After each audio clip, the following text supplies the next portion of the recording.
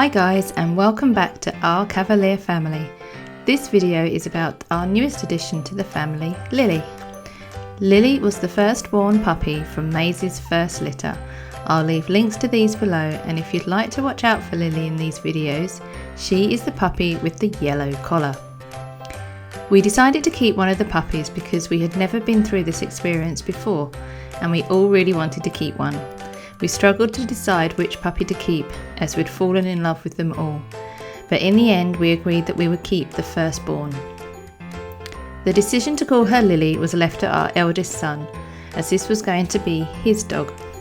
He came up with a few odd choices at first, but thankfully settled on the name Lily, as when he thought of her collar colour yellow, the lily flower came to his mind, and because she was a female dog he thought that would work well. Although secretly my husband calls her Scraggy, as she always looks a mess with her hair all over the place. Lily is the tallest of all our Cavaliers, although she is the youngest, and has a longer snout than the others, but she has such a feminine frame and poise about her that she gets the title of the most elegant one of the bunch, especially in some of her sitting positions as she tends to cross her front paws. Lily has a crazy personality. She absolutely loves people and always wants to be the dog at the centre of attention.